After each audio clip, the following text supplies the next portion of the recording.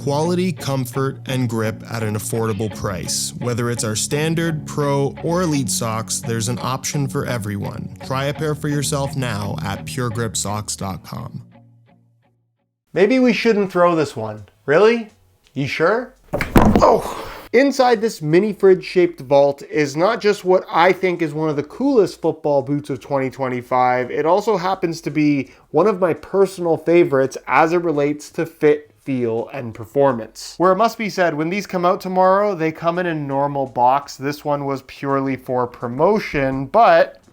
if I can get it open, you'll see that it holds what is the long-awaited F50 Plus Spider Remake. Where on the 20th anniversary of the F50 Plus, this particular pair of football boots also celebrates the 30th anniversary of Unisport. Specifically Unisport's store. You know, the guy with the glasses that used to have hair and then something happened to it? That one. But that's not the only tie-in to this remake football boot, in that they also pay tribute to the greatest imaginary footballer of all time in Newcastle's own Santiago Munez from the original Goal movie. Where of course the colorway has been changed up a little bit, but that's where the inspiration came from. With this specific pair and colorway, that's also made in Scheinfeld, Germany by the way, being limited to just 995 pairs worldwide, all of which will be dropping exclusively tomorrow on Unisport's website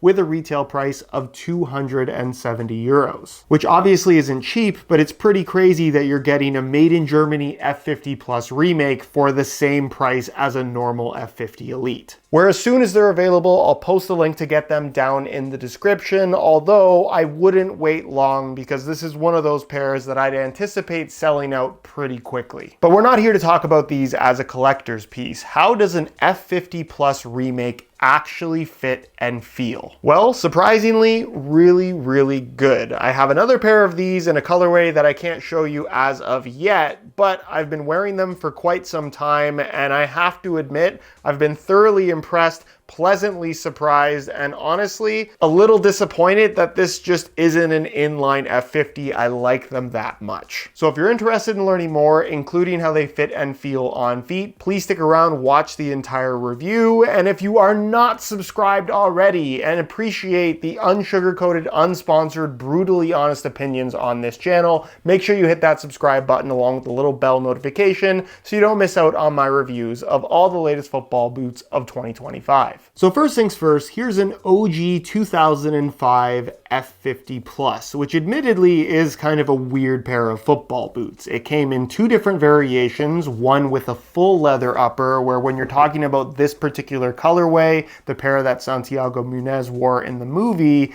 that was actually a full leather upper with the spider web pattern kind of on top, whereas this silver pair, as you can see, was leather across the top, but then more of like a textile material along the sides, which is the route that Adidas and Unisport opted to go into for this F50 Plus remake. Where we could do a side-by-side comparison of all the little differences between these two, of which there are probably 100 plus in total. Maybe we will do that in another video, but long story short, what you need to know is that as a remake, what they really focused on is the leather across the top with the lace cover, the textile along the sides, and then of course that spider web design that has a little bit of a rubbery texture to it that does legitimately provide some extra grip on the ball. Where unlike the Predator remakes, where they try to give you as close to a one-to-one upper as possible and then pair it up with the modern Predator sole plate tooling, think of the F50 Plus remake as more of like a modern interpretation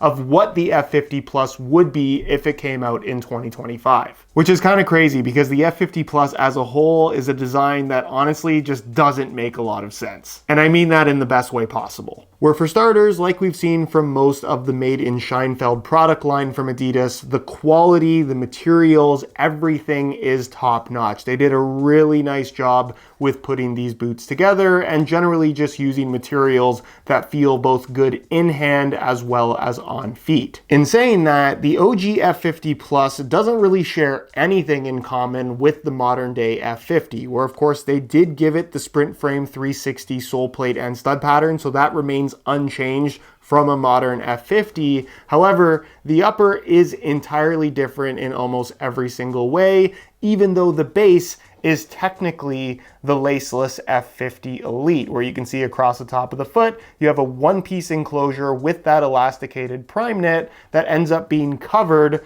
by a large piece of leather acting as your lace cover that flows really nicely into the forefoot and toe box area with little slits running through for the Adidas stripes, kind of an unusual cutoff point here along the toe box, and then you can see on the medial side, it cuts off on an extreme angle and then kind of runs along the bottom on the inside of the forefoot. With the leather itself being a really soft calfskin material, the same stitching pattern as what would have been found on the standard F50 Plus, or at least something very close to it. And the leather itself, I would say, is definitely on the thinner side, where if you're expecting kind of a bulky leather feel from these boots, that's definitely not what they were trying to do, and it's also not what they feel like. However, I will say that the leather has more of a smooth, dare I say, slicker finish, where in terms of grip on the ball, there's a pretty significant contrast between the leather across the top of the foot and all of the spider web pattern along the sides, which is basically rubber sitting on top of a really thin kind of synthetic textile base, where you have tons of grip along the sides and then very little grip across the top, which is kind of the opposite of what most football boots that add grip try to do. Where once you get used to where the grip is and where it isn't, this is just one of those football boots that had such a flowing feel on your feet. So comfortable, so natural. It's just one that I really, really enjoyed. And from a comparison standpoint, I was really having a hard time trying to decide what I thought they felt like, and ultimately concluded they don't really feel like anything else. They feel like a modern F50 Plus, which ended up being a lot better than I was personally expecting. Because like I said, in more ways than one, by modern day standards, this design just doesn't really make any sense, starting with the lace cover itself, which I absolutely love the look and feel of, but for the sake of actually improving touch and making for a cleaner striking surface, yes, it's free of any kind of obstruction, but it's a single layer of material, actually two if you count the leather as well as the liner underneath, and then you have all of these nylon lace loops that kind of crisscross across the top of the foot, focused mostly around the midfoot, meaning that this is a very shallow lacing system to help hold the lace cover down and ultimately provide the tension and lockdown that you need, especially from a pair of speed boots, to make these fit well, feel comfortable, and ultimately perform the part, which somehow this admittedly kind of goofy design actually manages to do quite well. Where it must be said, if you are hoping for a pair of speed boots that are going to have that kind of squeeze your foot everywhere type of feel, this is probably not the best choice for you. Because the lacing system is so shallow, effectively just 3 anchor points, as you can see, all the tension is focused from here to here, meaning that the entirety of the forefoot and toe box area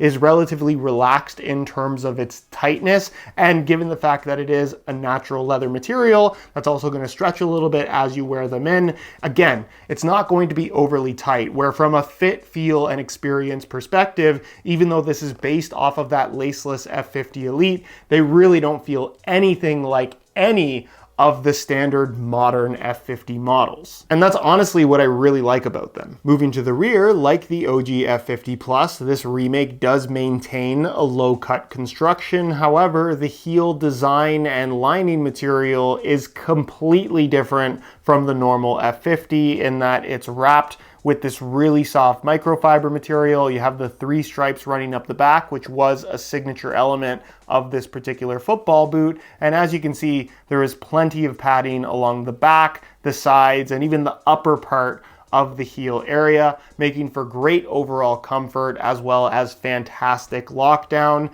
This is one of the best heels currently on offer within the Adidas brand, and once again just shows how Adidas is capable of making such a great heel that they for some reason don't seem to put on the Predator series. The insoles are of course fully removable and pretty much the same as what you'd find on a standard F50, really soft microfiber on the surface, and it's made from a single layer of white foam, where they also include a second set that is more or less exactly the same. And then moving to the base, like I mentioned earlier, it is the standard sprint frame 360 from the normal F50 Elite, which when paired up with this upper actually works super well. It's a solid, lightweight base that still gives you some decent responsiveness with a stud pattern that obviously isn't as aggressive as the TRX blades that you would have found on the OG. But as far as modern speed boot standards and expectations go, I think that this definitely works really well. And then there's the weight, where if you're like me, you might be curious to know how the F50 Plus Remake stacks up against the standard F50 Elite,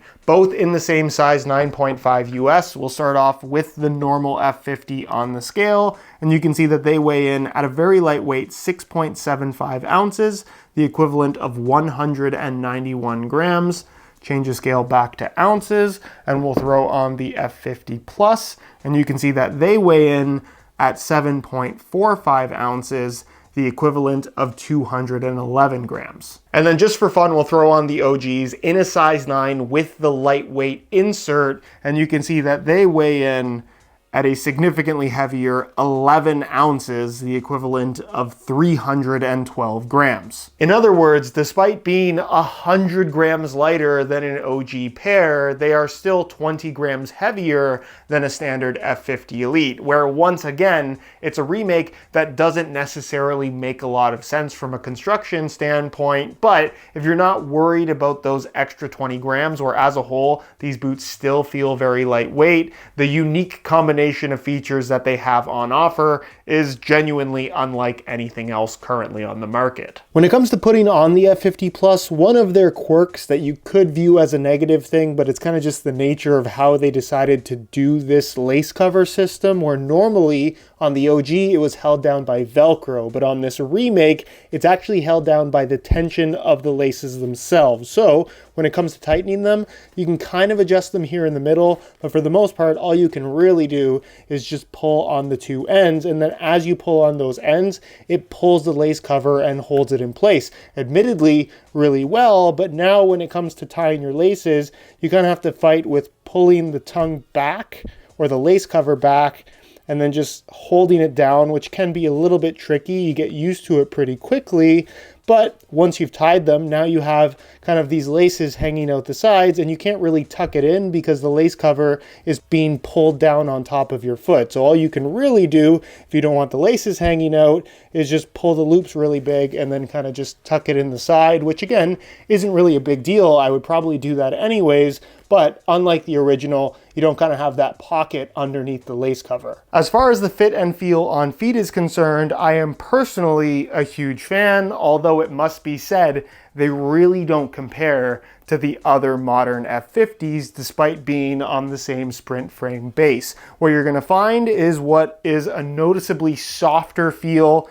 through the toe box and forefoot area with that calf leather material, and then what is definitely more structure with that kind of textile synthetic through the midfoot, but because the lacing system is so shallow, all of your tension is more so kind of in the upper part of the midfoot area, where the predetermined shape of the boot is what's mostly going to provide the tension on your foot, meaning that as far as speed boots go, these definitely have a little bit more of a relaxed, wider, higher volume fit about them, but the made in Germany quality and the shaping that Adidas have given this particular football boot makes for incredible comfort, solid overall lockdown, all things considered, and honestly, just a fantastic feel on feet, straight out of the box, and especially once you've broken them in and the leather gets a chance to soften up even more. Where in regards to overall tightness, dare I say these have a little bit more of a traditional fit and feel, which is probably part of the reason why I like them so much,